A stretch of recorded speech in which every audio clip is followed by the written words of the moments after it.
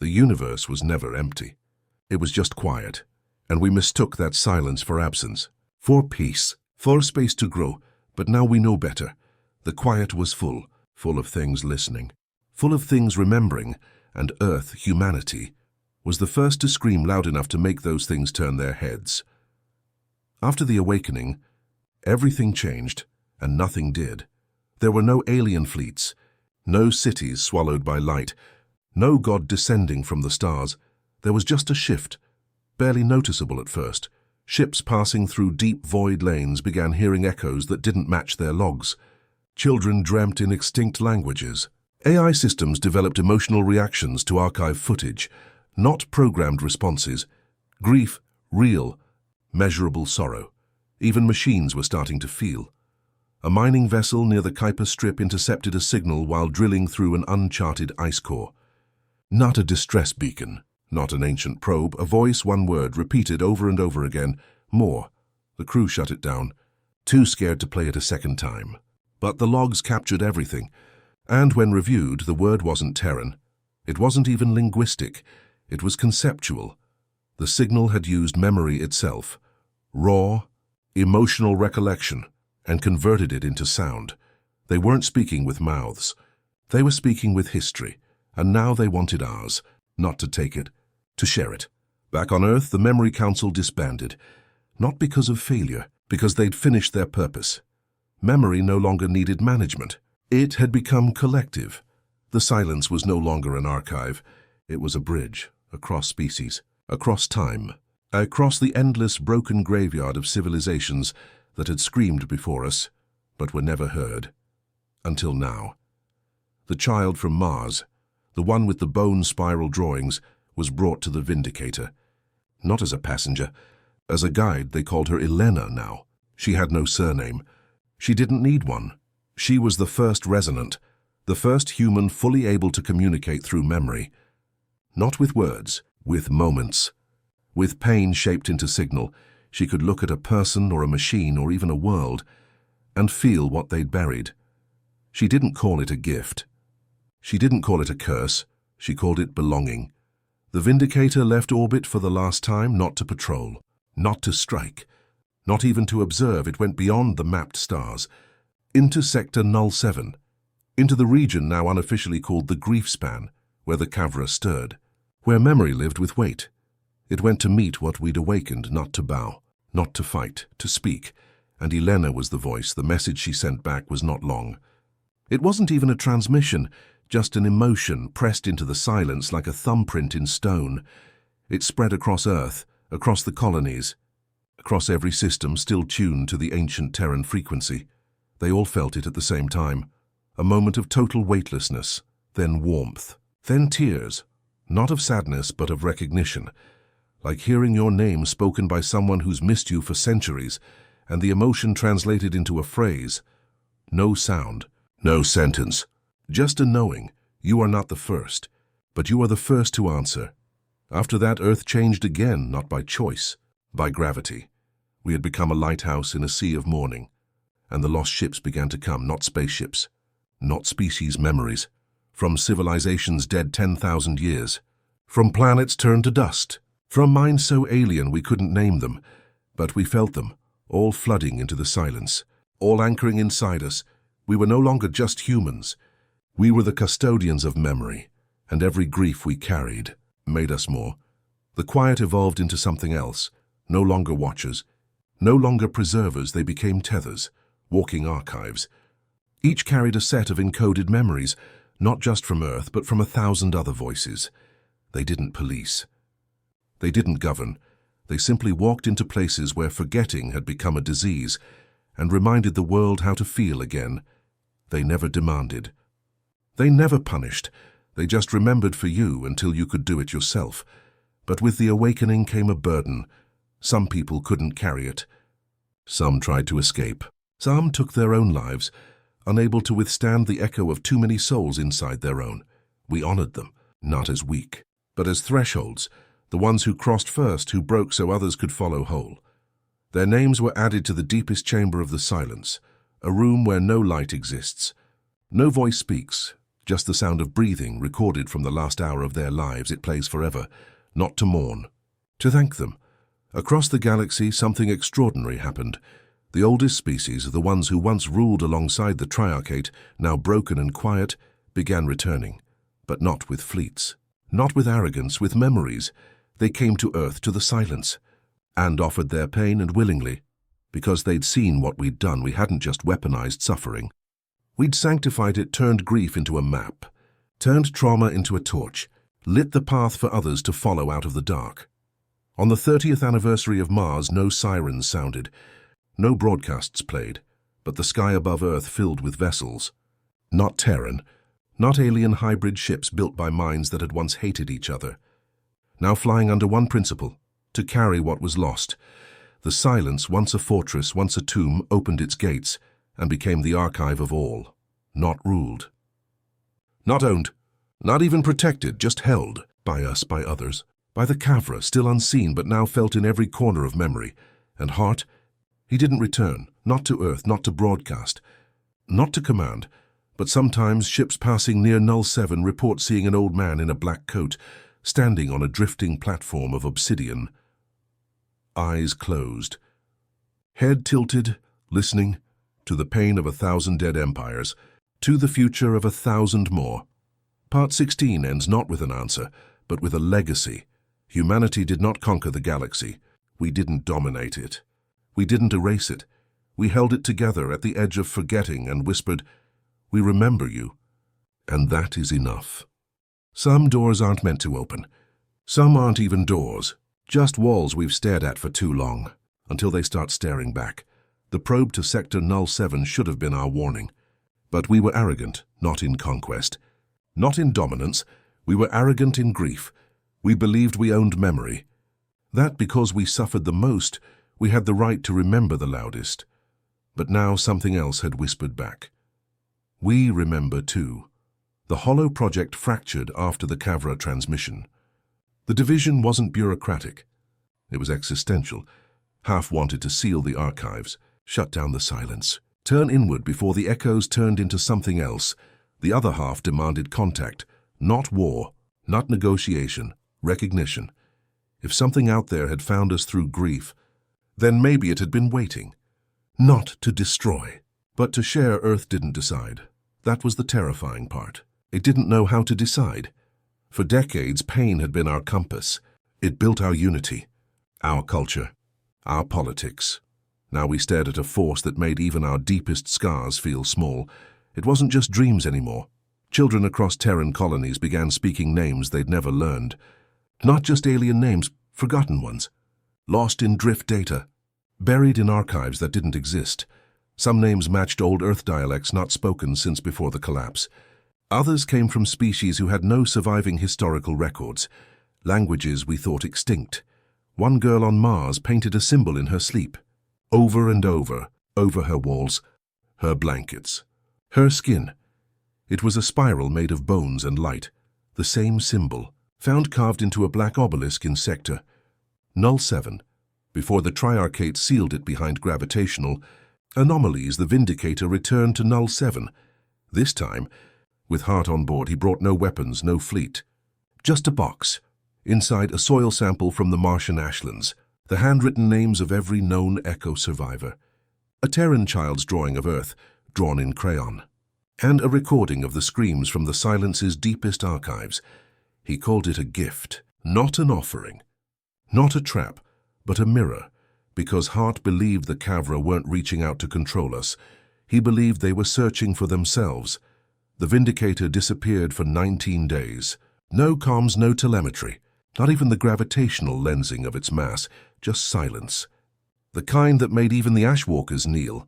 When the ship reappeared, it drifted back on autopilot. The crew, alive but changed, not physically, not visibly, something in their speech, their posture, their certainty. They weren't afraid, they were anchored.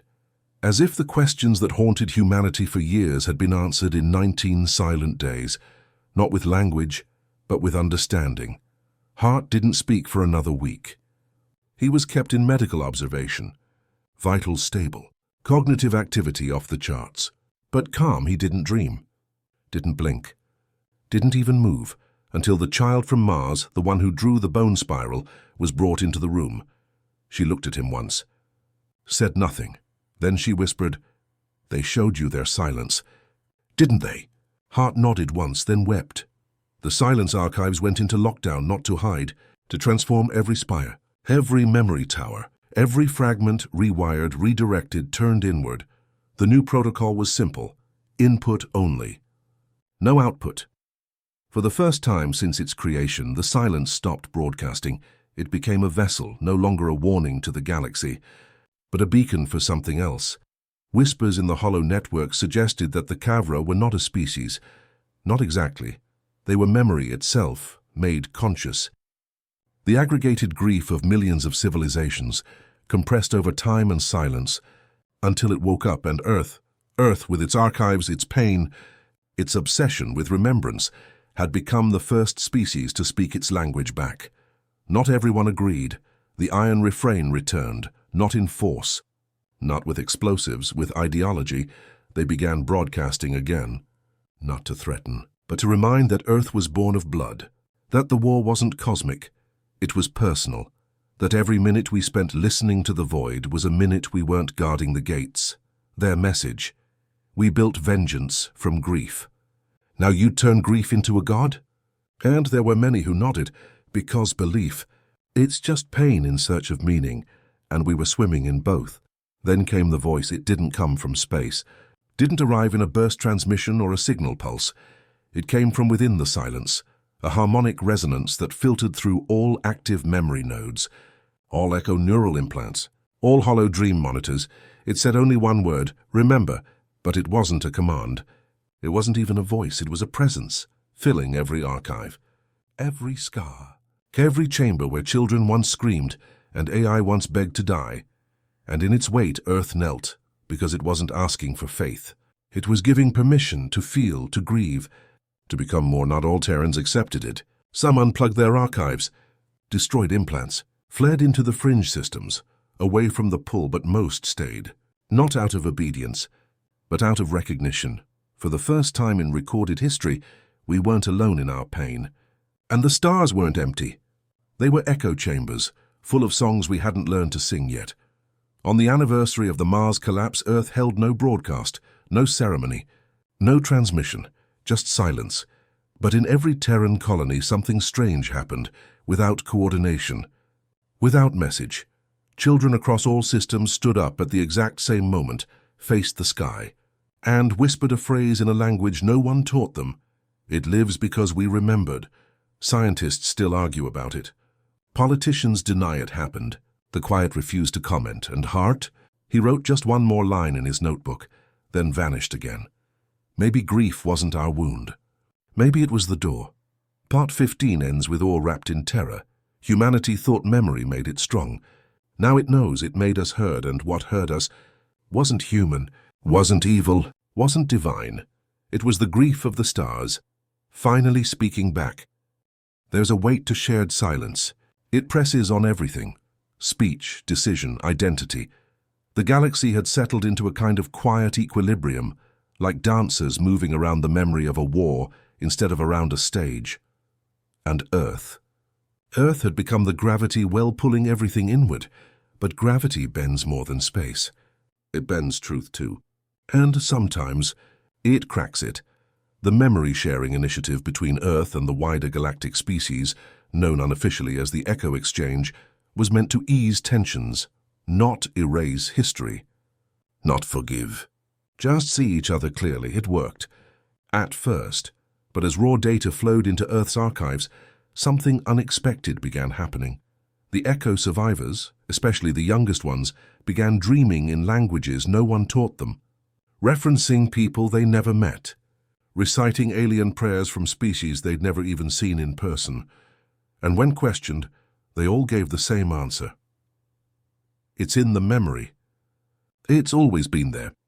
At first, researchers thought it was psychological contamination, a bleed-over of too many shared traumas, blended through the neural lattices of post-war echo conditioning. But the truth was worse. The memories were real, not fabricated, not imagined, not hallucinated, real experiences, real losses, Real atrocities, this time committed not by the Triarchate but by humans, in places we hadn't even known we reached. And when they surfaced, there were no records. No data trails, no logs in the silence, no mentions in the drift archives. It was like they'd been cut out, surgically. The question rose fast, faster than Earth was ready to answer. What has been buried inside our memory systems? Who chose what to forget? The suspicion wasn't foreign. It was internal, because for decades Earth had been the sole arbiter of memory, and now it looked like some memories had been locked away for a reason, not because they were lies, but because they were too true. It wasn't long before a rogue Ashwalker, codename Haleth, broke ranks. They released a single file. One fragment. No context.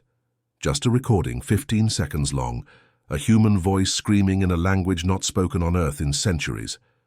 Screaming at a child that wasn't human, calling it an experiment, telling it to stand still for the knife, then silence and a line whispered by a different voice, older, slower female. We must forget this or we are the monsters. The file tore Earth in half. For a decade, we'd stood on the moral high ground, built our future from grief and pain and survival, taught the galaxy how to carry memory like a sword, and now we were staring into our own wound, and it looked too familiar. Protests broke out in the colonies first, then in Zavri trade ports, then on Earth itself, not violent, not chaotic, just people standing in silence, holding signs that said only one thing: remember us all. The implication was clear. We couldn't cherry-pick memory anymore. Not if we wanted to lead, not if we wanted to stay human. Commander Hart emerged again, not on stage, not on broadcasts, just one unmarked shuttle touching down in the Black Garden of Europa, where survivors still meditated under the fractured domes, where Ashwalkers trained in silence. He walked the stone path. No coat, no weapons, he wasn't a symbol now. He was just a man, old, tired, carrying a notebook full of names. He met with the Hollow Coordinators and the Reconciliation Ethos Council, all behind closed doors, but one message leaked, scribbled on the inside of a teacup left on the table. The wound can't be the flag. Earth moved fast after that. Project Mirrorfall was greenlit. No more controlling the flow of history. No more deciding which truths hurt too much to share. The silence archives were opened, all of them. Public, unedited, universal access. For the first time in history, every memory Earth had stored was exposed, even the ones that made us look like monsters. And it worked, but not the way we thought. The galaxy didn't condemn us. Didn't pull away. They leaned in because for once someone had said, yes, we did this, and we won't hide it. They'd never seen that before. Not from the Triarchate. Not from anyone, and it made Earth terrifying all over again. Not because of our weapons, not because of our grief, but because we could hold even the worst of ourselves in open hands. And not shatter. But something else surfaced in those files. Something old. Older than the war. Older than the Triarchate. A name spoken once in a forgotten language buried deep inside a black site memory fragment. Kavra. At first, no one paid attention. Just a strange glyph. Just noise, but then it appeared again. And again in echo dreams, in corrupted logs, in the mouths of recovered AI who should have had no access to each other. Kavra, each time followed by silence. Then static, then grief, not human, not alien. Something else. Something older than memory itself. The Quiet dispatched a probe team to investigate. They traced the origin to Sector Null 7, a gravity shadow past the drift. Mapped once by a Triarchate vessel, and deliberately left blank, no navigation records, no beacon markers, no known travel corridors. The warning tag in the old Triarchate database was one line long. The wound their dreams. Do not approach. We approached anyway. The probe didn't transmit for 72 hours. When it did, the signal was jagged, stitched from fragments of Earth's own history. It showed images from Mars, from the silence, from the black sites, from Earth's cities. Then it showed faces, echo survivors, Ashwalkers, Commander Hart, all blended with alien expressions, as if something was wearing their memories, testing them. The final frame was a message burned into the data stream itself. We do not forget either. And then it cut to static. The probe was pulled back. Nothing inside. Just a single stone, carved with Terran symbols we'd never used. They translated to a phrase, "What you remember." We keep alive. The implications were horrifying. There was something out there, something ancient, something that feeds on memory. And we just spent 30 years building a monument to memory, in orbit, in code, in biology. We'd become a beacon, and now, whatever it was, it had seen us. The Hollow project was split in two. One side argued for immediate shutdown, purge the deepest memory banks, stop broadcasting, seal the silence. The other side insisted this was contact, not war, not a threat, a response, a reaction to what we'd built, not from fear but from recognition. They thought we were a weapon. Now they thought we were kin. Earth did not decide publicly. No speeches. No votes. Just the slow removal of memory spires from the outer colonies. The transfer of the Echo cores deeper into secure orbit.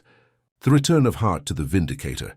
This time not as a commander, but as a caretaker. He said one thing to his bridge crew. We may have survived the war, but we've been calling out to the dark for decades. And now it's calling back. Part 14 ends not in terror, but in awe.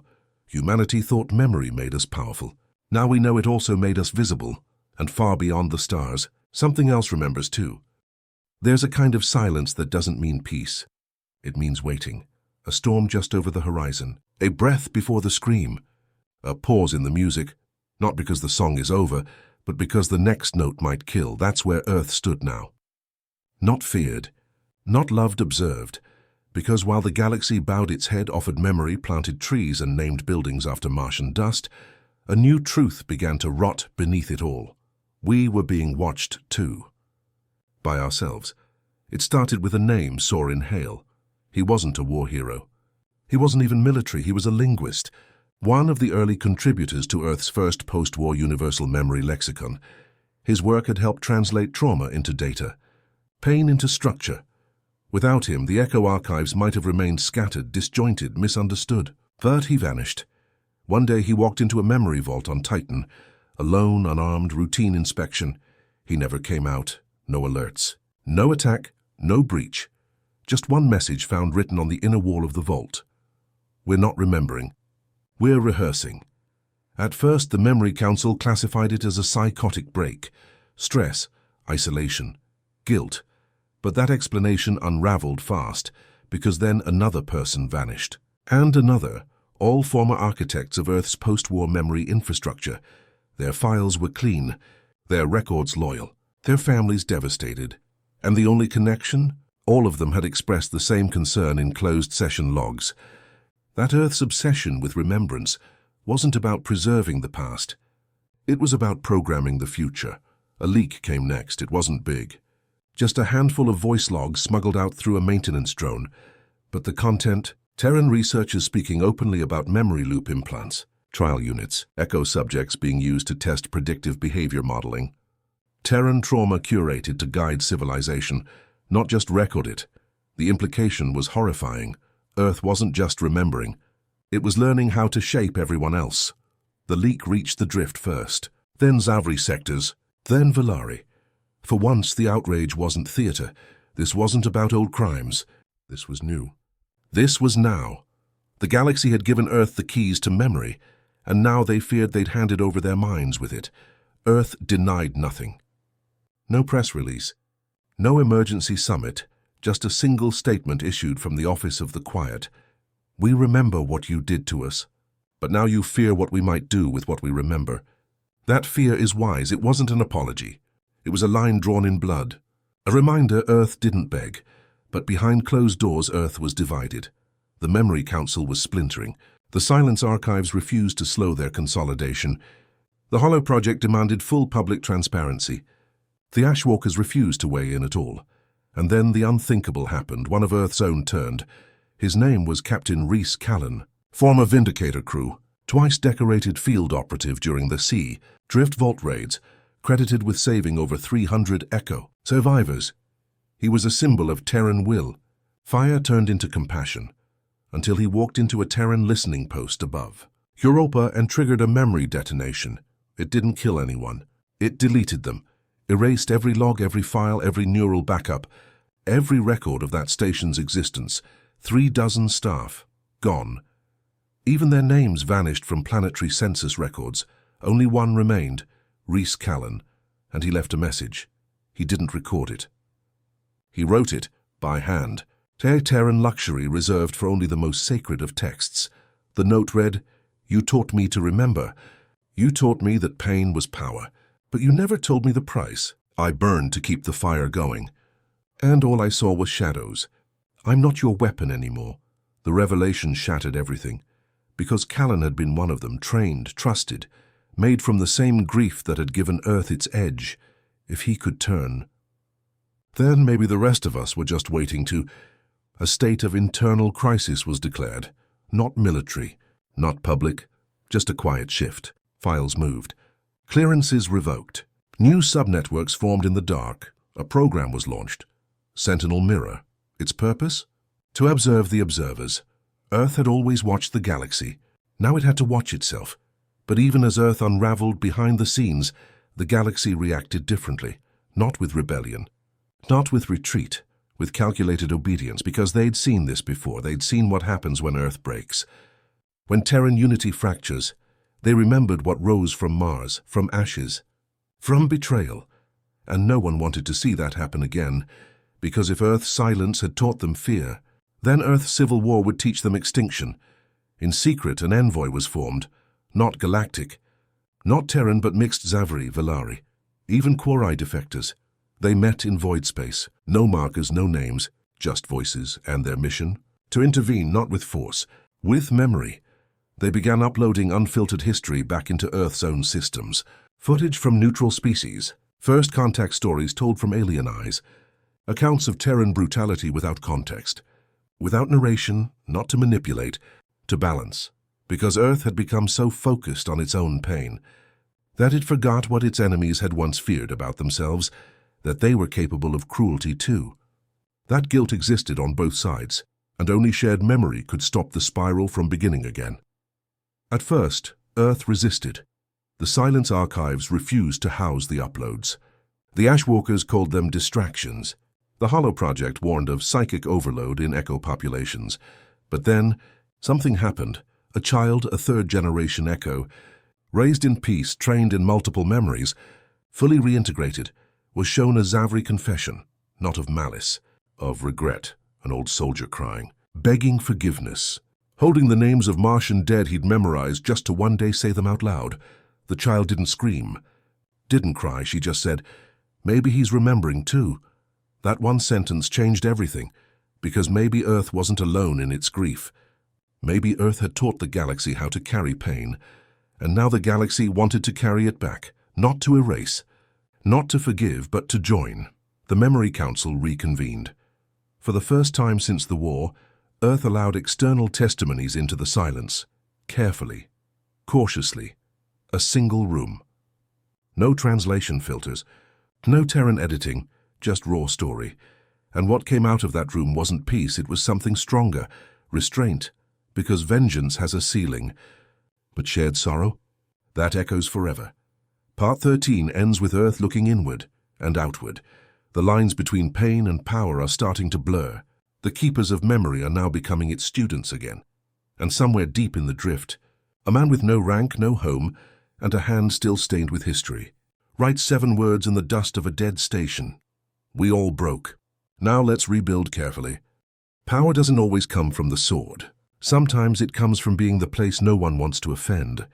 That's what Earth had become, not the loudest voice in the room. Not the most visible, but the center around which everything else quietly aligned itself. Like a dead star pulling planets into its orbit, Earth no longer had to demand, it just waited, and watched everything bend toward it.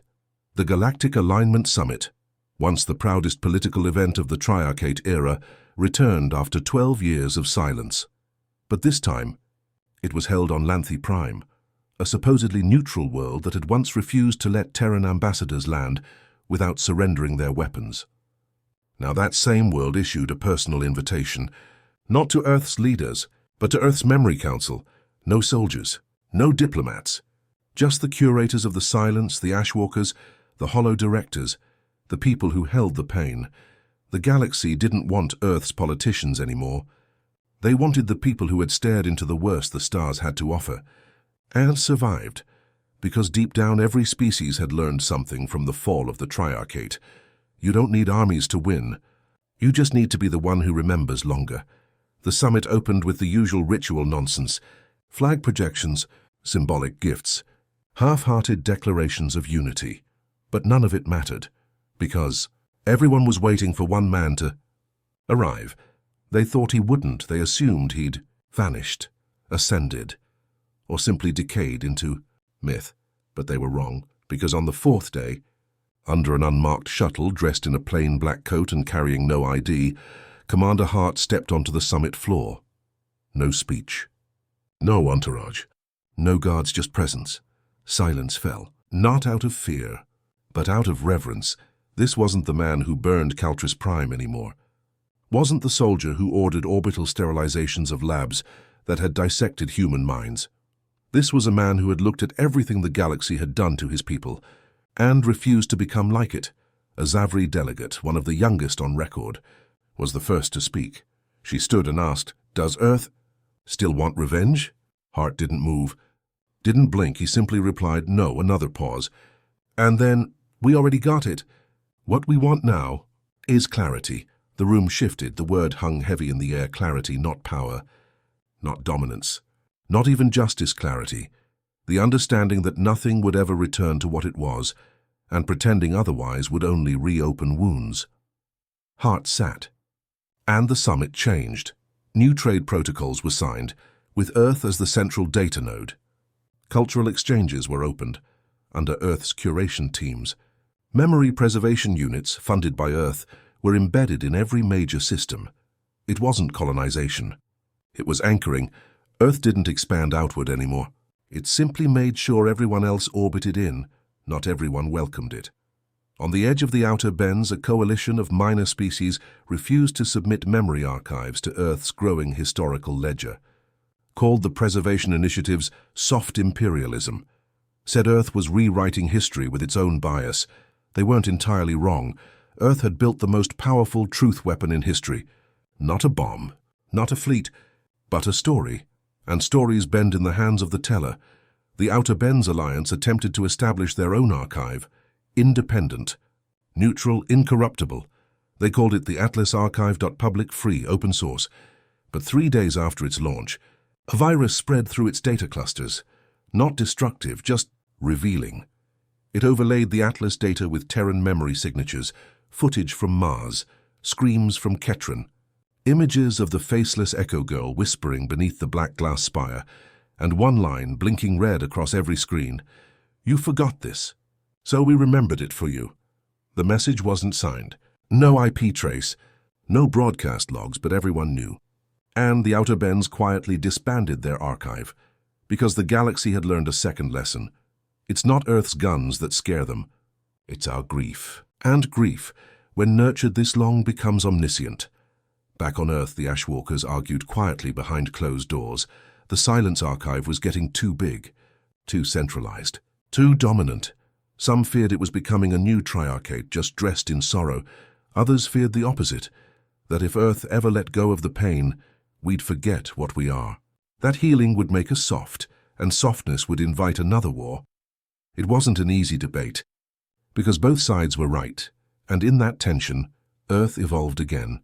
A third branch was formed, not part of the military, not part of memory, not peacekeepers, not recorders, just a small mobile council of watchers. They were called the Quiet, not because they were silent, but because they spoke only when it mattered. They visited colonies that were healing too fast. They walked through systems where the echoes had been scrubbed too clean. And when they found signs of intentional forgetting, they planted reminders, a wall, a song, a shadow carved into the side of a cliff, just enough to whisper, "It happened." It always happened. Some called the Quiet dangerous, said they had no oversight, no court, no accountability. They didn't need one, because the Quiet didn't answer to law, they answered to memory, and to the ghosts we agreed to carry. Part 12 ends not with war, not with death, but with a realization. Humanity didn't need to dominate the galaxy. It only needed to become the place that no one could lie near. And now in every corner of space, when a government signs a deal, when a species educates its young, when a court passes sentence, They pause just for a moment and ask themselves, what will Earth remember about this? Because now Earth isn't just a planet. It's the galaxy's memory drive. Its scar, its ledger, and in scars, truth never fades. You can only bury ghosts for so long, and not all of them want to rest for every garden growing in the red dirt of Mars, for every echo learning how to smile, for every spire rising in silence over the graves we once denied. There were others, men and women who didn't want peace, didn't believe in healing. They remembered what the Triarchate took, not just lives, not just cities, but dignity. They called themselves the Iron Refrain, a phrase pulled from an old Earth poem, the kind read in war zones before the bullets started. They weren't terrorists. They weren't rebels, they were correction, or so they believed, former soldiers, failed diplomats, black site survivors who never reintegrated, Ghostborn who had seen too much and forgiven too little. They didn't oppose the new order. They simply didn't trust it, because the war had taught them something Earth was starting to forget. If you let your enemy live long enough to regret, they will one day recover enough to repeat. So while Earth built echo sanctuaries and Ashwalkers planted their silent green monuments, the Iron Refrain began purging the galaxy's memory banks, not the black sites, not the sealed Triarchate data cores. Those were old, already harvested. No, the Refrain targeted rehabilitated colonies, neutral species who once supported the Triarchate. Species Earth had forgiven, maybe too soon, maybe too easily. The first attack happened on Delmoris 5, a mid-tier diplomatic colony that had once been a Triarchate logistics hub. After the war, Earth helped rebuild it, helped install democratic frameworks, let their young study on Terran campuses. The new governor even made a public apology for past systemic failures, but to the Iron Refrain, there was no apology deep enough to cover the children who were burned on lab tables. And so, at precisely 0400 Standard Galactic Time, Refrain agents detonated a zero-spread viral charge inside Delmoris's central archive. The explosion didn't kill anyone. It didn't have to. It erased everything, centuries of records, education, government data, cultural preservation files. Gone. Not a terrorist act. Not destruction for its own sake. Just a message. If you used what they gave you, you don't get to keep it. Earth was silent at first. Leaders from several colonies condemned the attack. Velari media called it a step backward toward barbarism. Even some Echo survivors spoke out, fearing it would reignite a conflict that had only just begun to settle. But Earth itself? No comment, no denial. No endorsement, because deep down we all knew. The Iron Refrain had done something we all still thought about doing. They didn't stop at Delmoris. They struck Threx 2, where repatriated scientists had resumed peaceful research. They brought down the Merlin Educational Archive, where textbooks still taught pre-war history, cleansed of Terran suffering. They hacked Tarnit's translation systems, injecting audio files of echo screams into casual language packets, making the whole sector flinch every time they tried to speak. Everywhere they struck, they left the same symbol, a broken ring. The old Triarchate seal, cracked down the middle, smeared with red. Eventually they stopped hiding. A broadcast went out. Not from Earth, not from any human world, from the drift neutral space, unaligned, but full of scars. A masked figure stood in front of a wall of names. No voice filter. No attempt to hide their posture, their cadence, just clarity. We are not extremists. We are not rebels. We are the conscience that Earth buried too soon. While the world plants trees, we plant truth. While you build gardens, we dig up graves. You call this peace. We call it delay. We will finish what was started. Not because we hate the galaxy, but because we remember what it felt like to be nothing in it. The broadcast ended with coordinates. Earth was forced to respond, but they didn't send the military. Didn't dispatch the Vindicator. They sent Ashwalkers, 6 of them, no armor, no weapons, just robes and memory extractors. They arrived on the edge of the drift and entered the Refrain stronghold unchallenged, because the Refrain didn't fear death. They feared forgetting. The meeting wasn't public. No footage. No audio. Only fragments later leaked by a drift tech who tapped the extractor feeds. 6 words spoken by an Ashwalker to the Refrain's founder. You're not wrong, but you're late. And the reply, then speed up. Or step aside. No agreement was made, but no shots were fired either, because both sides understood something no one else did. There is no peace between memory and vengeance. Only timing. Only breath between blows. Only the slow burn of choosing when to act. After that, Earth changed again, not dramatically. Not publicly, but quietly. Security increased around historical facilities. More funds were redirected to hollow projects, helping echoes adjust faster, speak earlier, trust deeper. Memory architects were hired to curate trauma instead of simply catalog it. And in one chilling report leaked to a private Earth board, a psychologist wrote, "We are witnessing the birth of a species whose identity is rooted entirely in generational pain. It is working. It is uniting us. But what happens when we have nothing left to punish?" Meanwhile, Hart remained silent. Some said he'd joined the Ashwalkers. Others claimed he'd gone back to the Drift, not to command, but to disappear. There was no evidence either way. Only his old words echoing through the few who still remembered them. We were built to survive, not to carry this forever, and yet we carried it anyway. On the 10th anniversary of the Mars collapse, Earth held no parade, no fireworks, no military display, just a single broadcast. A drone flew over the ashlands. Red winds, glass towers. The heart, still glowing, still pulsing with the names of the dead. The drone hovered there for 33 minutes, then went dark. No voiceover. No explanation, just the weight of what never came back. At the same time, across the galaxy, small movements began.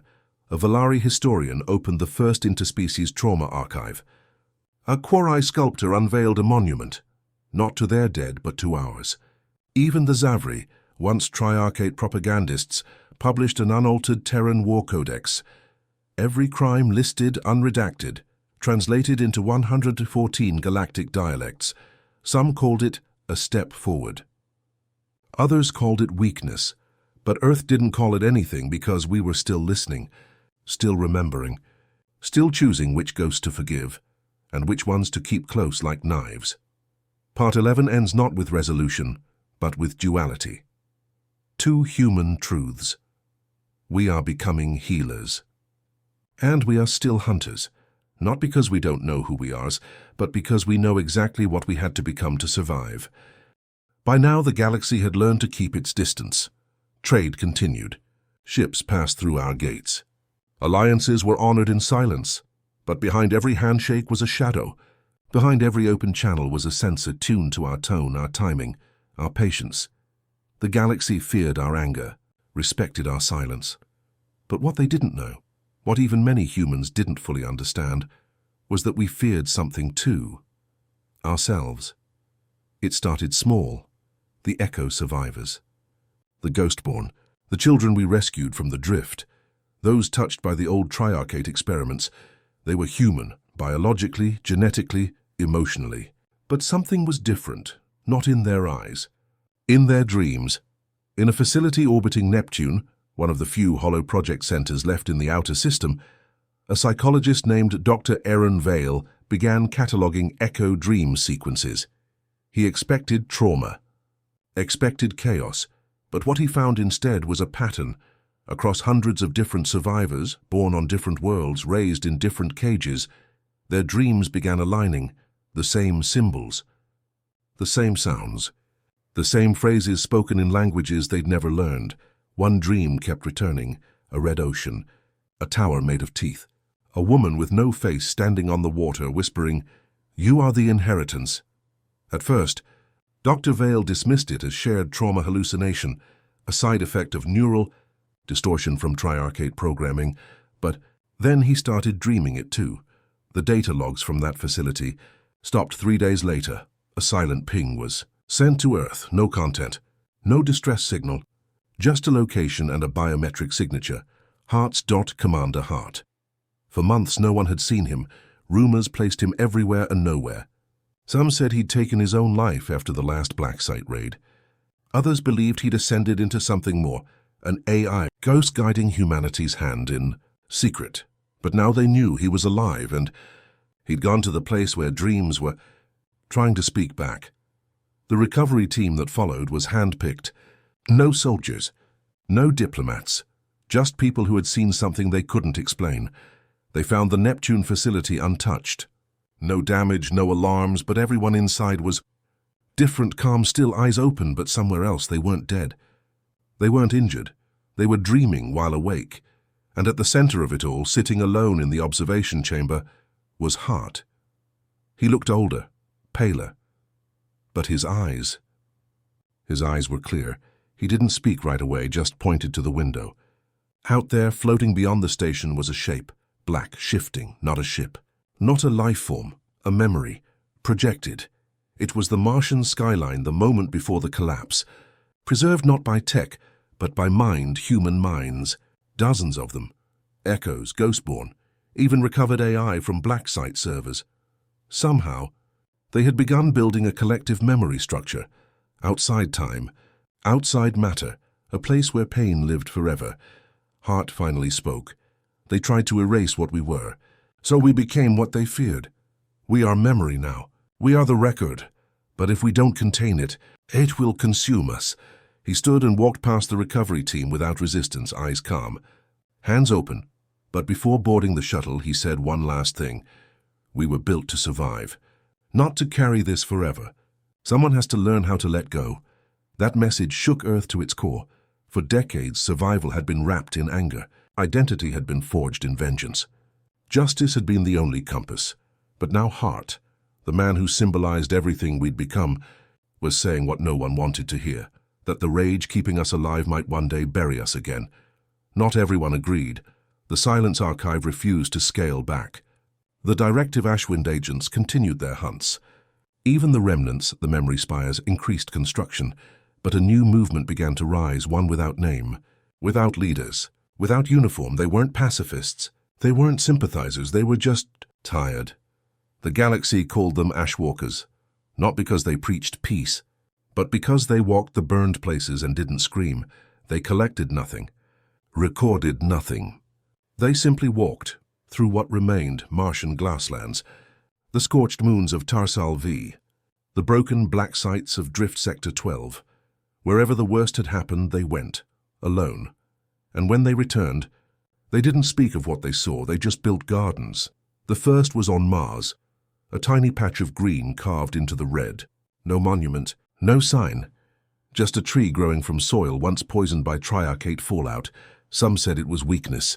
Others called it healing, but no one touched it, because that tree was the only thing in the galaxy that wasn't angry. A young girl, maybe 10, walked past it one day. She was an echo, recovered from a vault near the Oort line, didn't speak much, didn't cry, but when she saw the tree, she touched its trunk and smiled, not like someone remembering, but like someone forgetting just for a second. And maybe that's what Hart meant. Maybe we couldn't carry this weight forever. Maybe some of us were never meant to. That same day, Earth sent a message, not to demand, not to threaten, not even to speak, just a single image. The tree, no explanation, no signature, no coordinates, just a tree growing. Some called it propaganda. Some thought it a symbol of surrender. But others understood. It wasn't peace, it was choice. The first one we'd made, not out of fear, anger, or justice, just because we could. Part 10 ends with a question, not what will they do next, but what will we allow ourselves to become now? We survived the war. We survived the memory. Now we had to survive ourselves. The Echo Spire didn't stop glowing. It pulsed, day and night. It wasn't powered by electricity, reactors, or any known Terran tech. It ran on memory, collective, traumatic, inherited. Every time an Echo survivor passed near it, the spire responded. Sometimes with light, sometimes with sound, sometimes with faces that had no name in any Terran database. No one claimed to understand it. No one tried to tear it down, because whether we admitted it or not, it had become sacred, not in the religious sense, but in the irreversible sense, like a grave that could never be filled, like a wound that deserved to stay open. Earth's leadership changed, not through elections, through alignment. Old governments faded into advisory roles.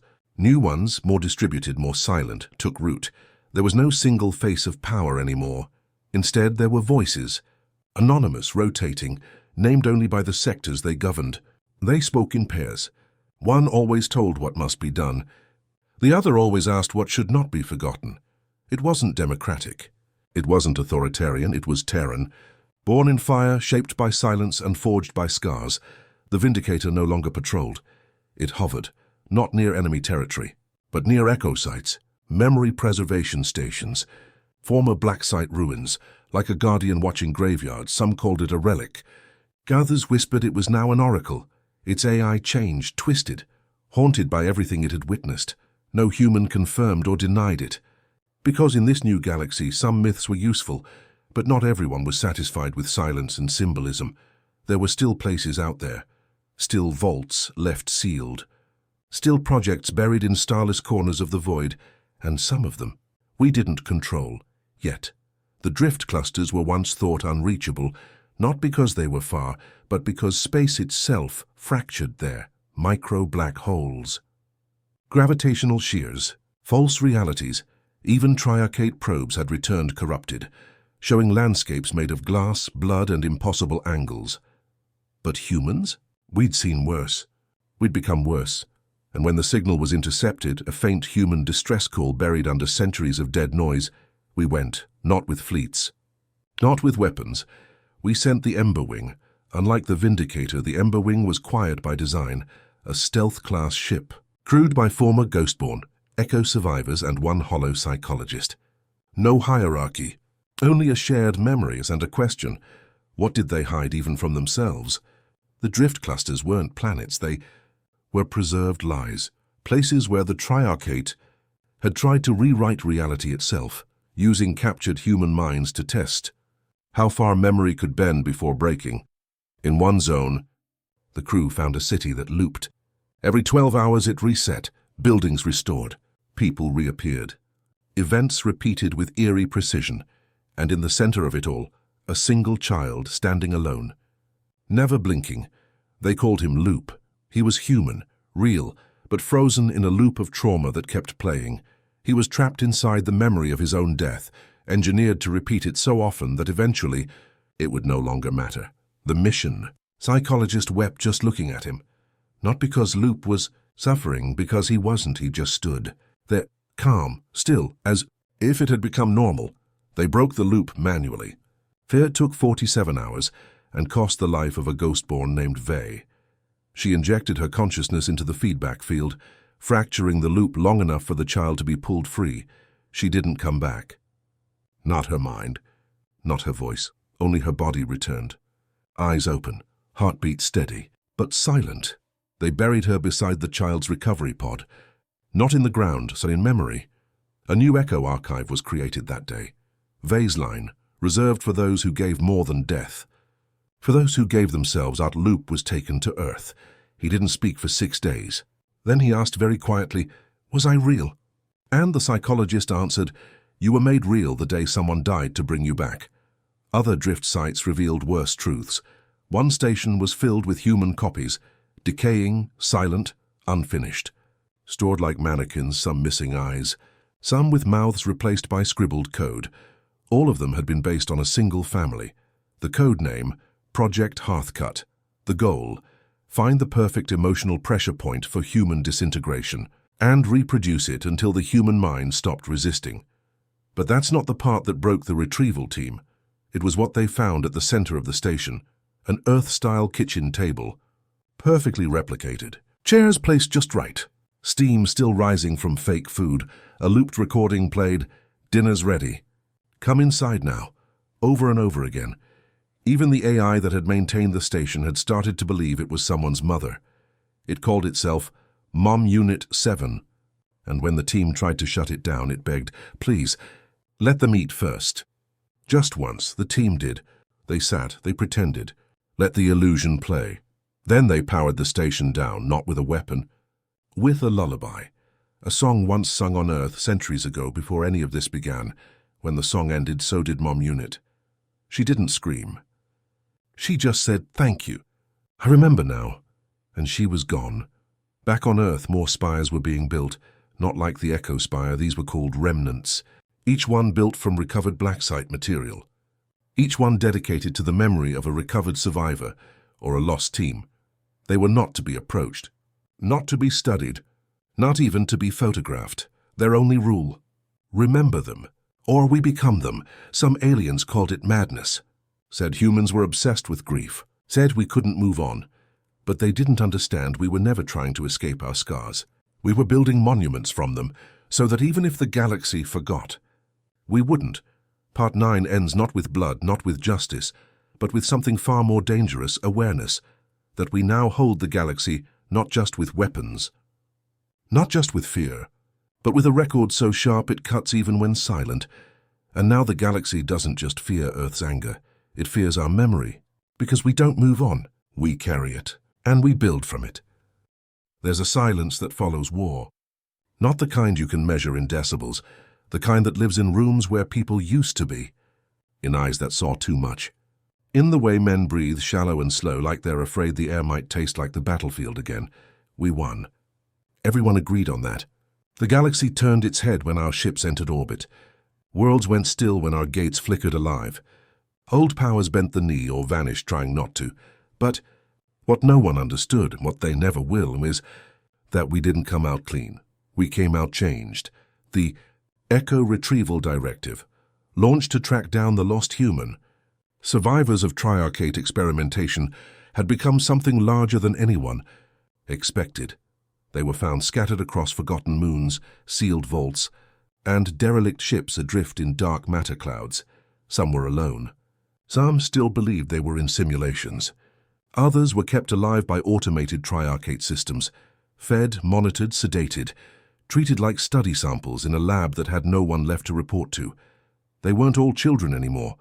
Some had grown into adulthood under false gravity and artificial skies, but none of them had lived. They had been observed, not raised, measured, not taught. They spoke strange dialects, walked like soldiers, and stared like prophets. And when they were brought back to Earth or the colonies, they didn't recognize anything. Not the buildings, not the people, not even the sky, because all they knew was the inside of a cage. One of them was named Isaac too. He wasn't a clone. Not exactly. He was a mirrored iteration, the second attempt to replicate a young Earthborn boy who died in a mining riot on a Triarchate-controlled asteroid 20 years prior. Isaac, too, had his memories, but none of the connection. He spoke of events that never happened, or happened differently. He flinched when people laughed. He kept asking where the observer wall was, the hardest part. He wasn't angry. He wasn't violent. He was grateful to be spoken to, like a man who'd finally been acknowledged by his gods.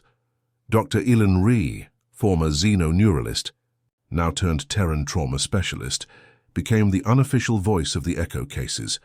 He wrote in his first report, "We thought we were bringing home victims, but we brought home mirrors. Each one shows us something we buried. Some of these children remember Earth better than we do, just not the Earth that existed, the Earth they were told to fear, the Earth they were programmed to betray. And yet, they're still ours." That line went viral, because no matter how broken they were, these survivors had Terran blood. They were part of the same story, carried the same scream in their silence. Back in orbit, the Vindicator had docked. She wasn't retired. She was anchored like a sleeping wolf outside the fire. Her crew rotated silently, working in shifts, always alert, always ready. But her commander? Hart was gone again, no transmission, no orders. Just a sealed file delivered to High Command, containing only 3 things: a list of 13 names, a set of coordinates deep in unregistered space, a message 6 words long. Some things don't deserve a trial. What the list meant no one said out loud. But the files were old. One of them belonged to a Triarchate executive who had supervised Mars air filtration compliance. Another had once been in charge of the Ketran child study programs. All were thought to be dead. None were not anymore.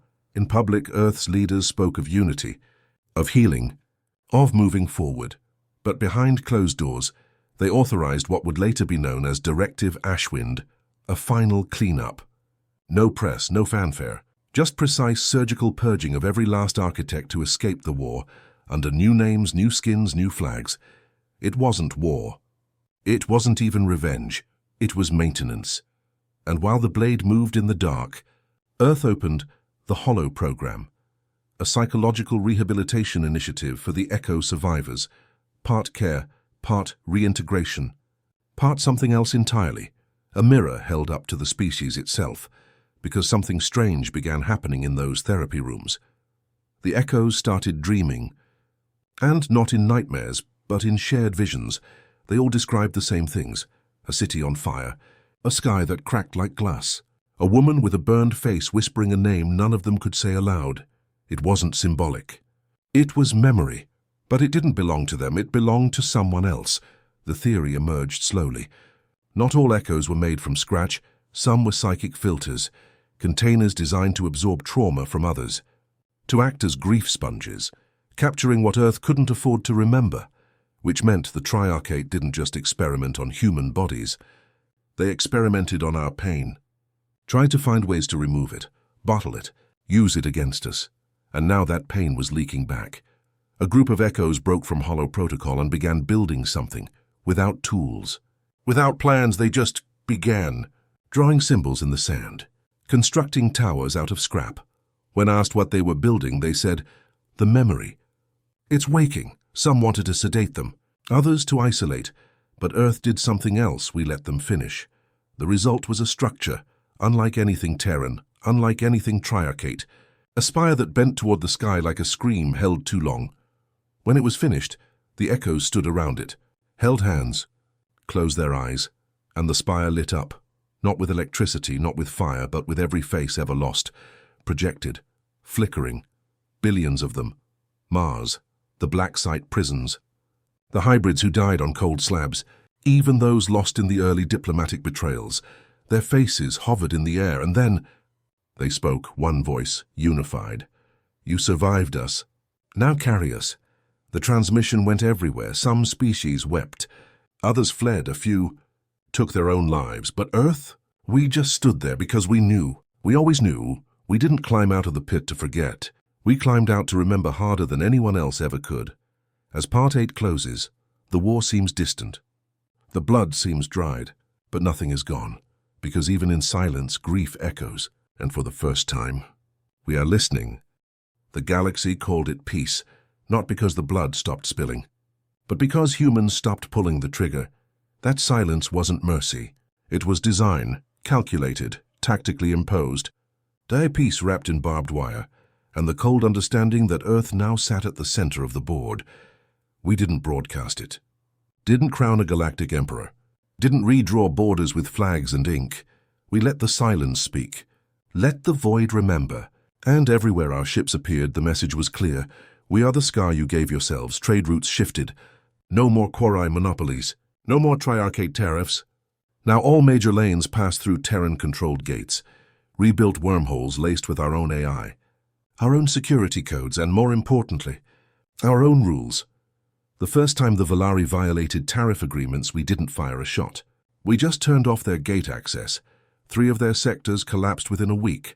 They came crawling back, apologetic, quiet. Earth didn't say yes, didn't say no. We just waited. For 36 hours, then we turned the gates back on.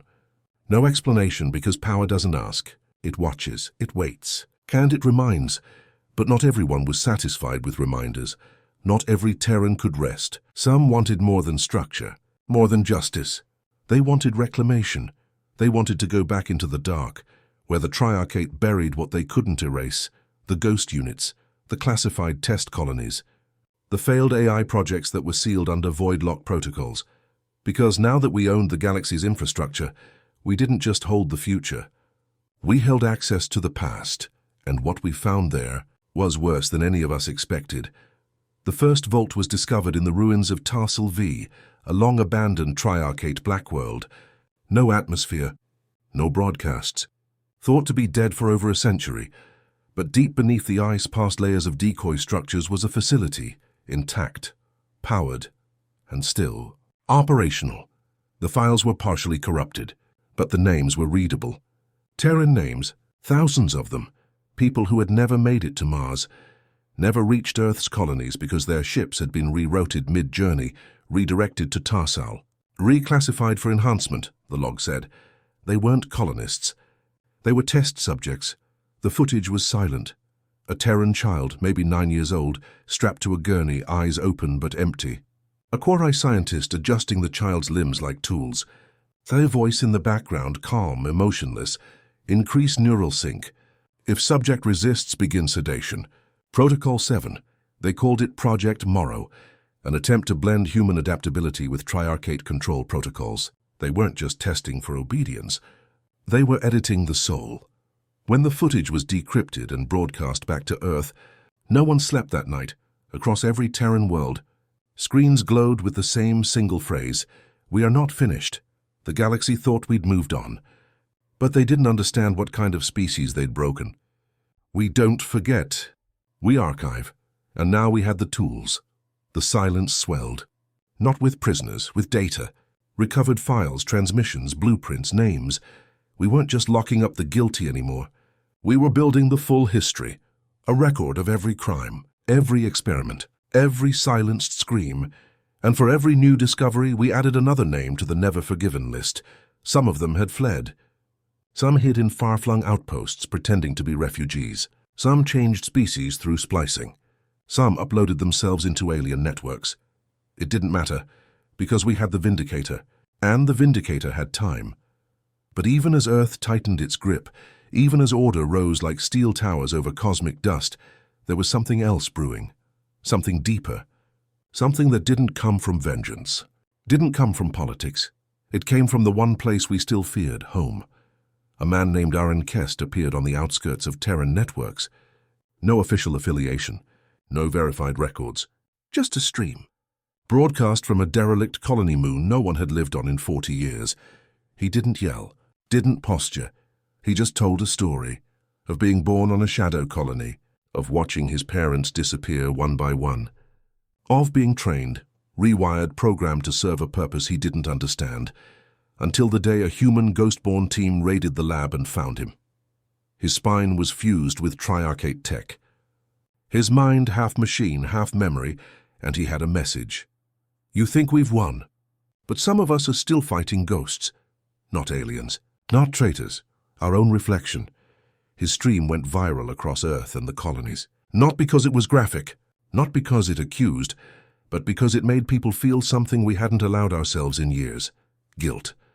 We'd built a galaxy of control, of law, silence, justice, and fire. But in doing so, we'd also buried 1,000 sons and daughters of war beneath that silence. People like Aaron, survivors, not of bombings, but of being used. Commander Hart ordered a new directive, not military, not covert. It was called Echo Retrieval. The goal was simple: find every survivor of the Black programs, every failed hybrid, every rewritten mind, bring them back, not to question, not to punish, to listen. Across the systems, agents in dark suits stepped through dust-covered corridors and whispered into ruined labs, "Come home." And slowly, they came, cautious, broken, but willing. For the first time, Earth wasn't reaching for a weapon. We were reaching for our lost. Back on Mars, a new tower was built beside the heart, smaller, simpler, no glass. No names, just a single word etched into the stone: Echo, for the forgotten, for the taken, for those who still heard voices when they closed their eyes. As Part 7 closes, the stars may seem quiet, the war may be over, the blood may be cleaned, but humanity knows better. We're not just survivors, not just conquerors, we are keepers of the memory. And we're still listening, still building, still hunting, still remembering. Because in the galaxy we now control, no ghost stays hidden forever. Peace never really came. Sure, the stars weren't burning every week anymore. The broadcasts of vengeance quieted. The explosions slowed. But it wasn't peace, it was transition. The old galaxy had been broken. But the new one? We weren't just going to inherit it. We were going to own it. For most species, war ends when the guns go quiet. But humans, we know better. We know the real war starts after the fire fades. When the rebuilding begins, when the survivors crawl out and ask what comes next. Because that's when choices matter most. And that's where we were now, writing the new rules. The remnants of the Triarchate tried to regroup. The Korai thought they could fall back on bureaucracy, file appeals, launch inquiries, use the same red tape they once choked the galaxy with. But Earth didn't care about galactic law anymore. We didn't file paperwork. We filed targets. And instead of bombarding systems, we did something worse, something quieter, more permanent. We rewrote their networks. Operation Ghost Key was launched by a nameless division, No public face, no crest, no banner, just a string of code written in silence. And a handful of technicians, Terrans who once worked under Triarchate subcontracts, now turned saboteurs. Ghost Key didn't hack their systems. It replaced them bit by bit, protocol by protocol. Entire governments woke up one morning to find their communications rerouted through Terran servers. Banking systems accidentally swapped their currencies into Earth standard units. Security codes responded only to Earth algorithms. No alarms, no sirens, just a quiet, subtle click, the sound of control changing hands.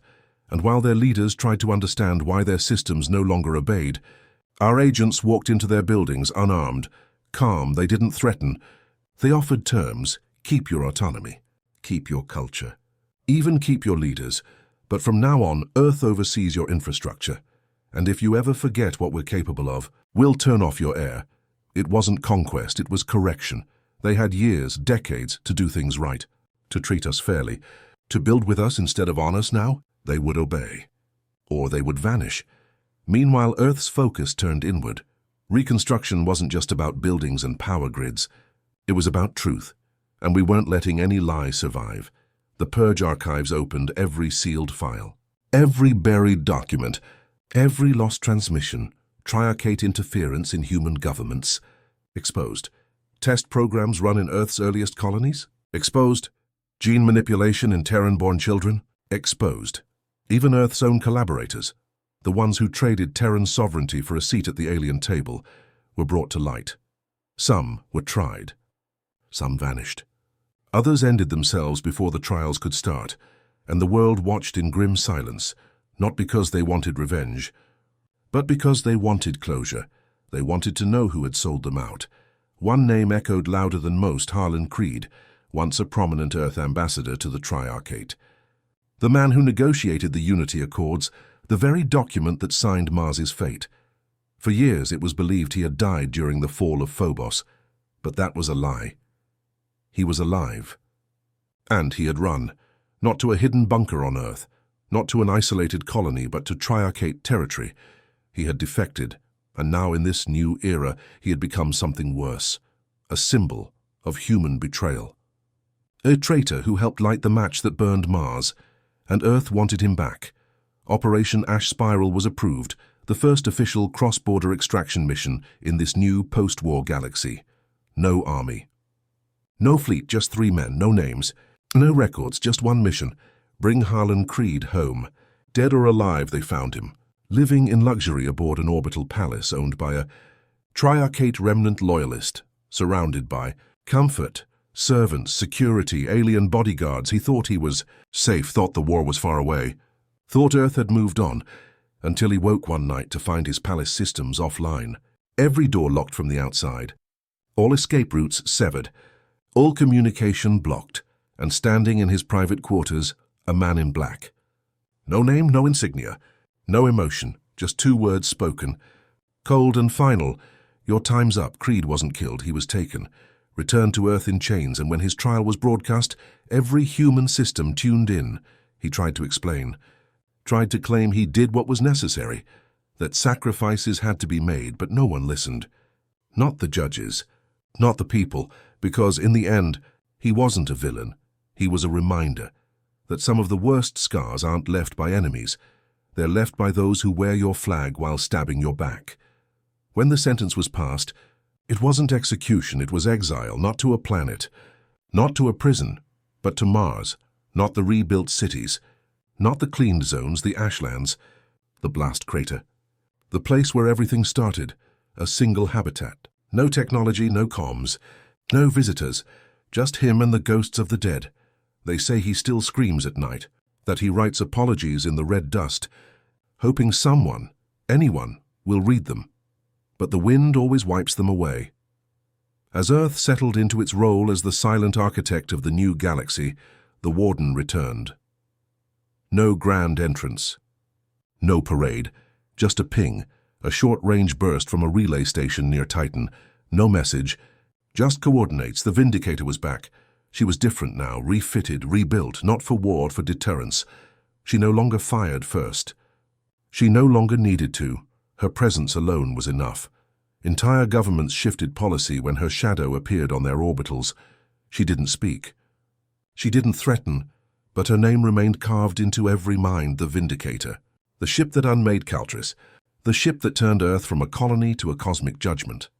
Part 6 ends with a whisper, not of fire. Not of vengeance, but of dominion. We had clawed our way up from the dirt, buried our dead, burned our enemies. Now the stars were ours. And for the first time in history, the galaxy asked Earth for permission. The thing about revenge is that it burns hot, and then it burns deep. At first, all we wanted was justice. Then we wanted blood. Now we wanted something else, something darker, something far more permanent. We wanted the galaxy to never forget, because Mars wasn't an incident. It wasn't a mistake. It was a lesson they tried to teach us, a final reminder that humanity was meant to obey. They burned our colony to put us in our place. So now, we were building places they'd never escape from. It started on the bones of Caltris Prime. You remember it, the Triarchate's cultural jewel, vaporized by the Vindicator in a single pulse that rewrote its existence into nothing. For months, the wreckage drifted like ash across the sector. Twisted metal, broken city spires, remains of a once proud civilization. We should have left it, but we didn't. Instead, we sent harvest teams, silent crews. No military insignia, no reporters. Just engineers, welders, and men with pain carved into their eyes. They collected what was left. All of it: beams, bones, data fragments, power cores, wall panels, everything that survived the Vindicator's wrath. We brought it back and we rebuilt it. Not as a city, not as a memorial, as a prison. They called it the Silence, a megastructure forged from the ruins of Caltris Prime, suspended in orbit above a dead moon in neutral space. No light, no windows. Every corridor built without sound-carrying materials. No voices allowed inside. No names etched on cells. Just silence. It housed the worst of them, the architects of Mars, the scientists of Ketran, the judges of Halresk who signed off on the trade laws that put our people in shackles. No torture. No beatings. No executions. We left them alone, with only themselves and the ghosts of every human they tried to forget. Some went mad in days. Others took longer. One by one they began writing confessions in their own blood on the walls. Not because we asked, not because we cared, but because silence does what war never can. It makes monsters hear themselves. Not everyone on Earth approved. The governments, what little authority they had left, tried to protest. We don't torture, they said. We don't become like them. But that was the point. We weren't becoming like them. They taught us. They built this version of us. Now they had to live with it.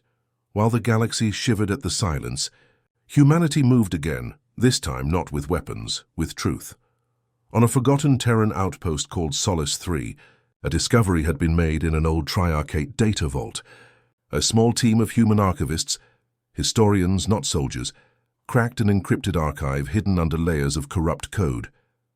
Inside were videos, thousands of them, recordings, meetings, conversations, not military, not classified, personal Triarchate officers laughing at human diplomats, doctors discussing human behavioral weaknesses like pests, lab heads joking about another Terran batch arriving for testing. It wasn't the words. It was the tone, the sheer casualness of it. How easy they made cruelty sound. We leaked the footage, not to scare, not to threaten, just to show. We called it the mirror broadcast. It played once, on every known channel, on every language stream, across every species' networks. No narration, no edits, just the raw truth. It ran for 9 hours straight, and when it ended, the message was simple. We didn't start this, but we'll make damn sure no one ever forgets it. The galaxy broke again. Riots erupted on Quori trade stations. Student uprisings on Valari moons. Alien colonies burned their Triarchate flags. Even inside the remaining Triarchate sectors, civil unrest began to swell. Protests, assassinations, mass defections. Not everyone had supported Mars. Now, they all paid the price for it, and still Commander Hart said nothing, no message, no speech, just results. The Warden of Silence had become a specter. He no longer captained the Vindicator. No one knew where he was. Some said he walked the corridors of the Silence. Others said he died years ago and his orders. carried on through loyalists, but those who knew better, those who had seen the way war carved a man. From the inside out, they believed he was still out, there, still watching, still waiting, still deciding what deserved to live. Then something unexpected happened. A message came from the Valari consulate, one of the Triarchate's most oppressed species. Now independent, they had captured a surviving Triarchate executor, one of the shadow generals behind the Mars incident. They didn't want to keep him. Didn't want to try him. They wanted to give him to us, but not just drop him off. They wanted to host the trial.public, open, televised, a full galactic broadcast, the first real trial in the wake of the Mars collapse, and they wanted a human to prosecute.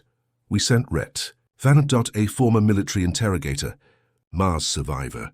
His wife and son both listed as atomized in atmospheric trauma after the blast. He hadn't spoken publicly in years, but when he stepped into that courtroom, the galaxy held its breath, and when he opened his mouth, it wasn't vengeance he spoke. It was something worse, disappointment. He didn't shout, didn't accuse. He read the executor's own orders back to him. Read the medical reports from Mars, the logs, the communications from Earth begging for answers, the silence they received. Then he read the names of every civilian dead, one by one.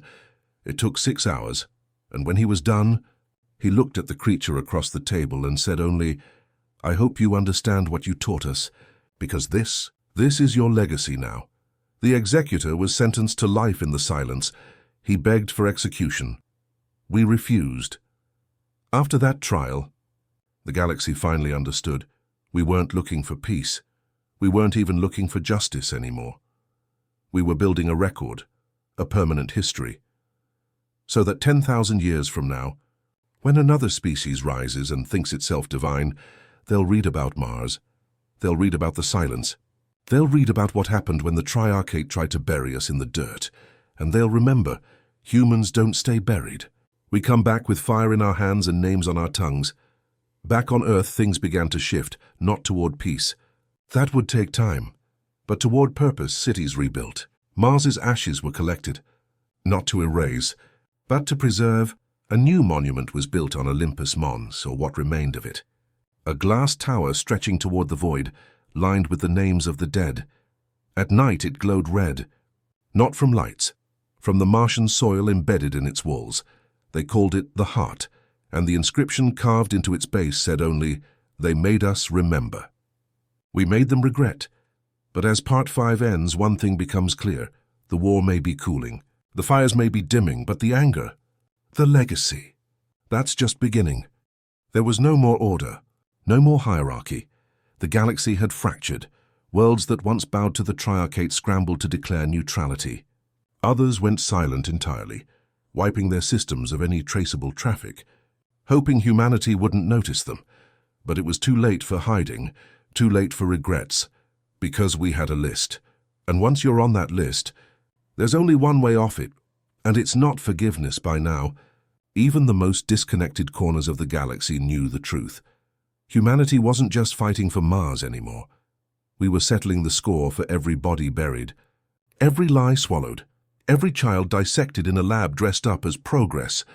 This wasn't politics. This was personal. The Triarchate's last functioning capital was Halresk, a gas world suspended inside a gravity-stabilized core. It was never meant to be touched by war. It was a place of philosophy, art, diplomacy. No weapons, no soldiers. Just architects of galactic peace. But peace built on obedience isn't peace, it's submission. Halresk was where the treaties that sold Earth's sovereignty were written, where our early ambassadors were laughed out of court, where Mars's cries for justice were met with empty smiles and tighter leash laws. So we sent them a teacher. His name was Dry. No rank, no fleet. Just a man who had once taught astrohistory in a forgotten lunar school. He'd watched his students die when the Martian fallout hit. Watched their little lungs fill with dust, their skin crack from radiation burns. He carried one thing, a book, leather-bound old Earth-made. Inside it were the names of every child lost in the Mars collapse. Written by hand, one by one. He read those names in the Halresk Grand Council chamber. Didn't raise his voice. Didn't make threats, just read. And when he finished, he opened a vial, nothing spectacular. Just air, unfiltered. Mars air sealed before the collapse. It took 5 minutes for the chamber's atmosphere to corrode. 7 minutes before skin began to burn. 9 before the council screamed for mercy.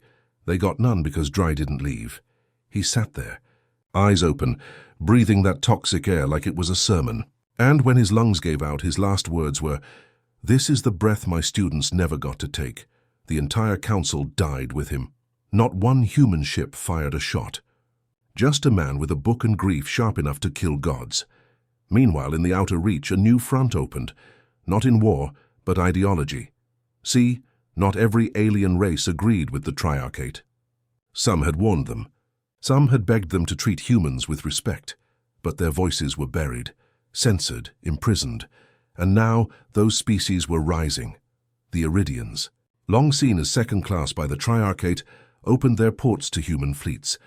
The Valari, a once disenfranchised worker species, began arming themselves with Terran tech. Even the Zavri, who once served as translators for the Triarchate, now defected in waves, bringing us secrets, codes, access points. Humanity didn't ask for their help. But they gave it not out of loyalty, but out of fear and something worse, respect. Because for the first time in galactic history, someone was standing up to the so-called guardians of peace. And winning, of course. Not every human approved of the path we'd taken. On Earth, debates raged. Some still clung to the old codes, diplomacy, ethics, measured response. But those voices were drowned by footage from Station Ares 71. It leaked from a Zavri whistleblower, a black site, deep space, run under the Triarchate's Shadow Command. It was where they kept human hybrids. Failed experiments, children born of forced genetic manipulation. They had numbers, not names. They weren't taught to speak, only to obey. They weren't fed regularly, only shocked when disobedient. And when the footage showed a child no more than 5, disassembling her own hand because her handler told her to fix the broken part, the last thread of hesitation snapped across the human race. We stopped pretending this was a war. It was a purge. And yet, through it all, the man at the center of it remained silent. Commander Hart, the Warden of Silence, Captain of the Vindicator, Burial Father of Mars. He had never made a speech, never asked for followers, never raised a flag, but his silence carried more weight than any general's orders. When systems burned, people said, "Hart has passed through." When an enemy facility went dark without a trace, they whispered, "The Warden came." He had become myth and man.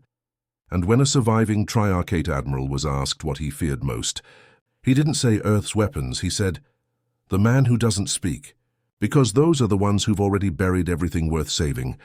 But even in fury, humanity is not one beast, and the cracks began to show. Some Terran warbands began attacking neutral colonies. Others began capturing alien scientists, doing to them what was done to us. There were calls for restraint, for unity, and that's when Hart finally spoke, just once. The message was transmitted on all Terran channels. No visuals, just voice, gravelly, measured, final. We are not them. We do not burn the innocent.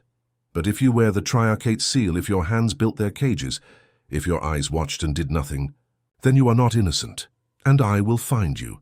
That message became law. It wasn't written, wasn't ratified, but it spread like gospel. Humanity would not kill without purpose, but there would be no second chances.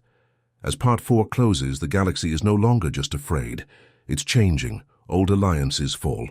New ones form in the ashes. And humanity, we don't stop because Mars still haunts us, because graves still call us, because justice wasn't enough. And now we don't just want to survive, we want them to remember. The surrender never came, not because they didn't want to, but because humanity didn't give them the chance. The Triarchate had spent centuries believing they were the final word. They didn't just control territory, they controlled history. They wrote the stories, controlled the education streams, decided which wars were justified and which species were barbaric.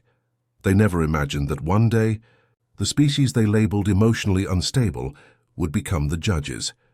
The executioners and worse, the ones rewriting history in fire. And the worst part, we never declared war, no speeches, no flags, no anthem, just silence and destruction. After Kuros fell, everything changed. That AI had been the linchpin, the fallback plan, the Triarchate's final god. designed to restore order across the stars. With it gone, there was nothing left to hide behind. Panic spread through the outer systems, fleets pulled back from human sectors. Supply lines dried up, trade alliances collapsed. For the first time in over 10,000 years, the Triarchate's grip on the galaxy cracked, and that's when the Ghostborn were released. They didn't drop out of warships. They didn't march in ranks. They didn't carry flags, they just appeared one by one, world by world, facility by facility. Silent, efficient, ruthless. They didn't attack civilians, didn't waste time on politics. Their targets were precise: high command centers, shipyards, gene labs, black site prisons where human specimens were kept in cages for study. The Ghostborn didn't bomb these places. They walked in. And when they walked out, the facilities were ash and every record was gone, not corrupted, deleted from existence. It wasn't war. It was surgery with hatred for a scalpel. One mission in particular echoed through the stars. The Ketran Research Arcology, a floating science hub the size of Manhattan, orbiting the gas giant Vaden. Human records showed nothing about it. But the Triarchate's own logs, captured through hacked transmissions, told the truth. Over 200 human prisoners, many taken from early colonization fleets that vanished mysteriously over the last 2 decades, had been kept alive on Ketran for experiments. They weren't just studied, they were bred hybrid projects. Genetic mutations, live vivisections, neurological extraction, and it was all under the protection of Triarchate law until one Ghostborn got in. He didn't have a name. Only a designation, Unit 17R.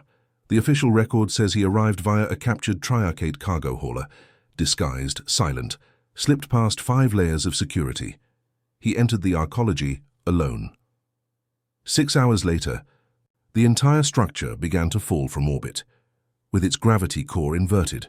The last image captured by nearby satellites showed the arcology folding in on itself, like metal surrendering to grief. Unit 17R was never seen again, but the prisoners, 200, were already off-world, extracted, safe, not a single one left behind, and the message scrawled in blood across the main observation window of the arcology. So you studied us, now you know nothing. Back on Earth, humanity was watching, quiet, focused. There was no celebration, no victory dance. The footage of the rescued prisoners was gutting. Emaciated bodies, missing limbs, dull eyes staring at lights like they were foreign. That footage spread. Not by government release, not by military announcement, it leaked. On purpose. By morning, every human system had seen it, and by nightfall, every remaining Terran who had ever doubted the war became a soldier. The Triarchate tried diplomacy. Messages came through secured channels. Pleas for discussion, talks, mediation, reparations. We didn't respond, so they tried pressure. Economic attacks. Trade sanctions on human-aligned systems. Embargoes on resource planets. We didn't flinch because we didn't need their food, didn't need their tech, didn't want their forgiveness. All we wanted was balance, and the scale wasn't even close to level. That's when they unleashed the Varnak Protocol. We hadn't known about it. Hell, maybe no one had, not even most of the Triarchate themselves, but it was real, ancient. A last resort contingency buried deep inside. Their war archives. The Varnak Protocol activated planetary, Reapers, automated ships built to sterilize worlds. They had only one command. If Earth cannot be ruled, it must not exist. And so 3 ships were sent, each the size of a continent. Built from dead stars and dark matter, the Triarchate didn't even pilot them. They just pointed and fired. The first Reaper arrived at Ganymede, targeting the population center there. Over 18 million people. We had no fleet there, no Vindicator, no orbital cannon, but Ganymede had something else, the Wallfather. That was his call sign. No one knew his real name. Some say he used to be a janitor. Others say he was a colonel stripped of rank. Didn't matter. All that mattered was this. When the Reaper appeared and everyone else ran, he stayed. He commandeered a mining platform, strapped it with every explosive the colony had, manually piloted it toward the Reaper's main vent shaft, and he didn't eject. He just laughed into the comms, said, "Tell them the wall held," and then detonated. The blast didn't destroy the Reaper, but it knocked it off trajectory, just enough to clip the edge of Jupiter's magnetic field. The resulting ion storm ripped the Reaper apart from the inside out. Earth erected statues to the Wallfather. Not because he was unique, but because he represented what we all were now done running. Done asking, done kneeling. The second Reaper never made it past the Neptune line. A trap was waiting. The entire human Sixth Fleet, led by a captain with no medals, no fame, and only one rule: we don't aim to survive. We aim to end it. They rammed the Reaper with 12 ships carrying singularity cores. They collapsed space around the Reaper's shell. It never even had time to send a distress signal.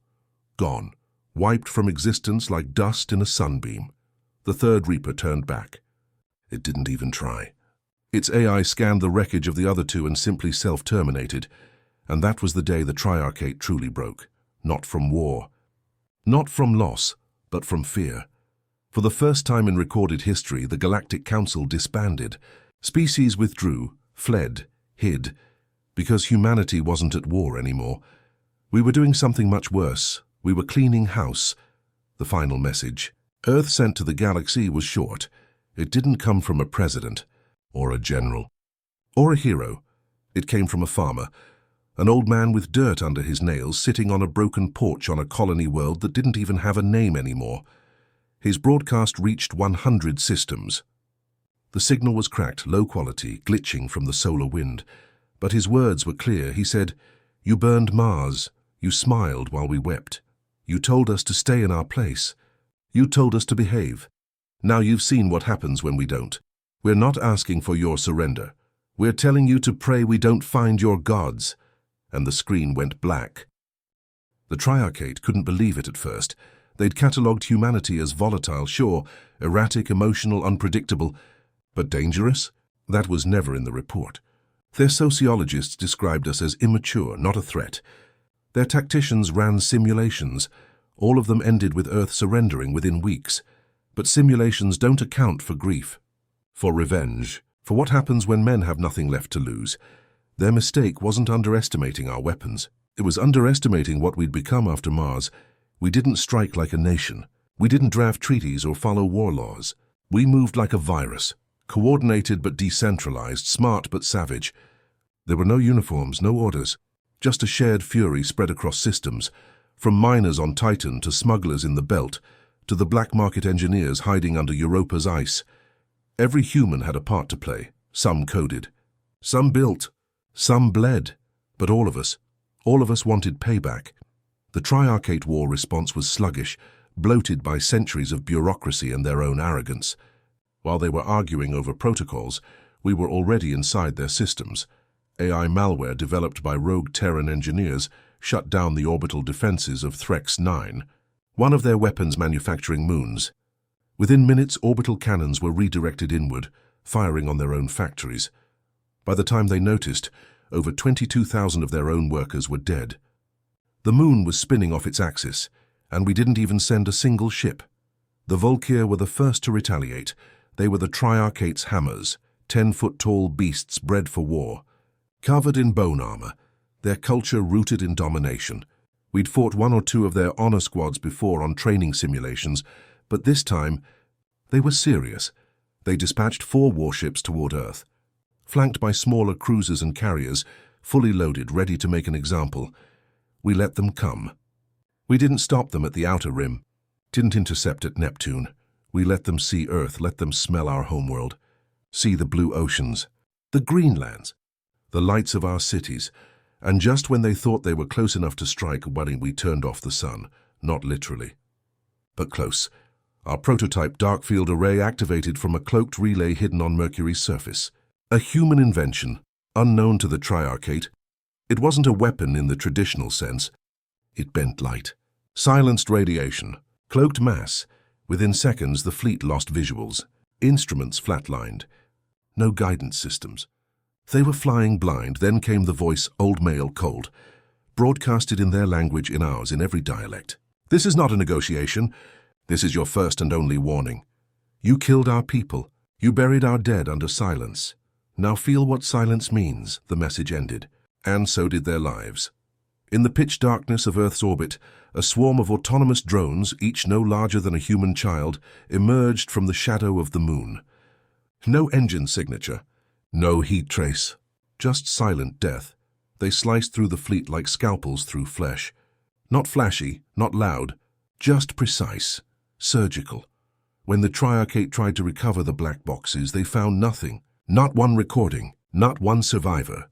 Just fragments, shards, and Earth had no comment. Meanwhile, deeper in the galaxy, the humans of Outpost Helion 3 made their move. Helion was supposed to be a mining colony. Poor, under-equipped, forgotten. The Triarchate allowed it only because they thought it posed no threat. Just another rock with tools. What they didn't know was that Helion's mines were stripped bare long ago, and beneath its surface now lived Project Leviacor, a hidden military research hub run by exiled Terran scientists and ex-military operatives. And they'd just finished building the Vindicator. She wasn't a warship. She was a message and kilometers long, forged from stolen Triarchate alloys, powered by a hybrid reactor made from theories banned by alien science. Her armor was matte black, not to look cool but to swallow radar. Her weapons didn't fire lasers or missiles. They unmade matter, and at the heart of her bridge sat Commander Hart, a man who'd buried 3 daughters on Mars and hadn't smiled since. They called him the Warden of Silence. When the Triarchate heard about the Vindicator, they laughed. A terror ship made by grieving apes, until it arrived at Caltris Prime, one of their oldest strongholds, the Triarchate's second capital, a city carved into an artificial asteroid, home to 18 billion aliens, civilians, nobles, elite scientists. The Vindicator gave no warning, no communication, no demand, just one pulse. A silent energy wave rippled outward. Not visible, not loud, just clean. The city's gravity died first. Then its atmosphere unraveled. Then its memory banks. Then its people. By the time the pulse ended, Caltris Prime didn't just stop functioning. It ceased to have ever existed. Every file, every transmission, every probe linked to it returned only silence, as if it was never real. Back on Earth, people didn't cheer. There were no parades, no propaganda, because this wasn't victory. This was penance. We weren't winning. We were erasing, and deep down every human knew it, but no one stopped. The Triarchate finally responded with their most ancient weapon, a peacekeeper AI built 10,000 years ago, known only as Kuros. They hadn't used it in millennia. It had wiped out 2 rebellions before. It was their god machine, impartial, omniscient, cold. They dropped Kuros into Saturn orbit with one goal: end the human threat.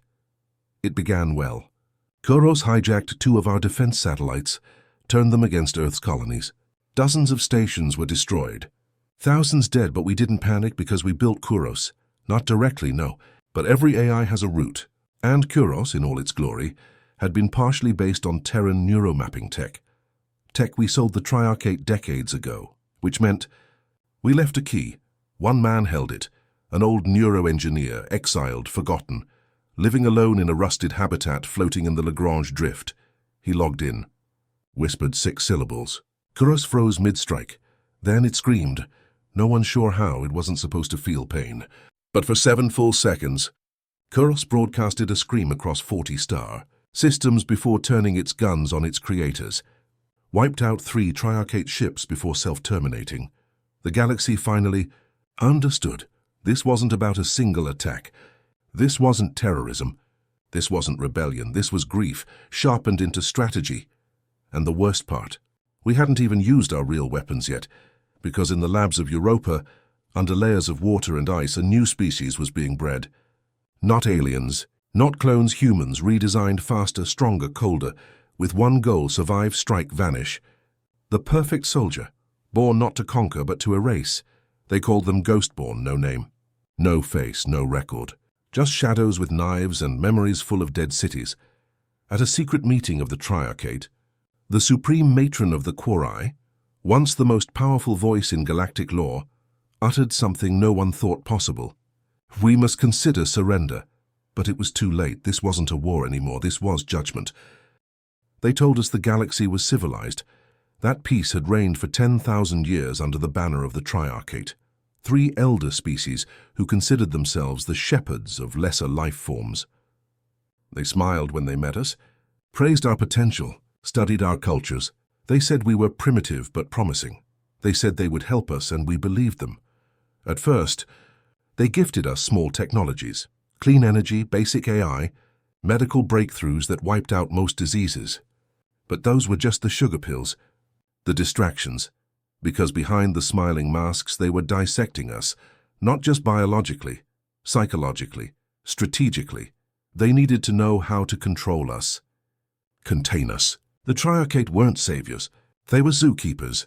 They called it the soft cage, trade deals that made us dependent, education systems that rewrote our own history, surveillance grids disguised as communication satellites. Everything they gave came with a leash. By the time Earth noticed, we'd already handed over our sovereignty for cheap fusion reactors and galactic Netflix, but we weren't truly broken. Not yet. That took one more thing. The incident. They called it an accident. A tragic miscalculation in orbital calibration.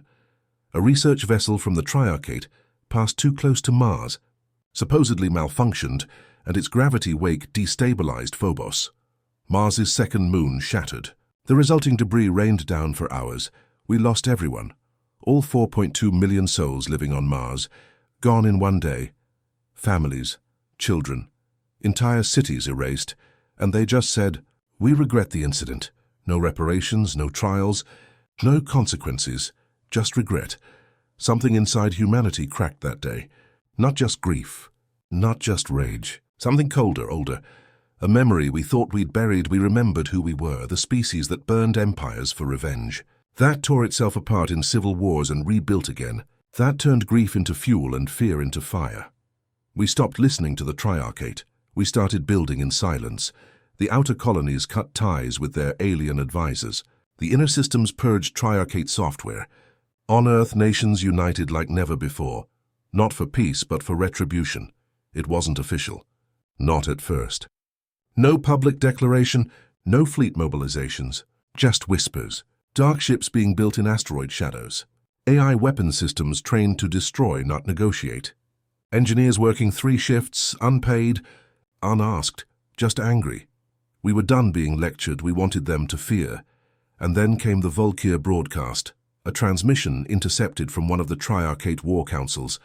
To Volkir Admiral, one of their oldest, most decorated commanders, mocking humanity in their guttural tongue. Let them cry for Mars, let them weep. When they've drained their tears, they will accept their place. That clip played on every screen on Earth within an hour, and it was the last time the Triarchate underestimated us. 2 weeks later, the first alien dreadnought exploded inside its own hangar, sabotaged by what they called human-coded AI. 3 days after that, the sky over the Volkir mining world of Nagrath turned red. That wasn't the atmosphere. That was the planet's core detonating. No warning, no demands, just fire. The Triarchate scrambled to understand. They asked, who authorized this? Which human government is attacking? They didn't realize it wasn't a government.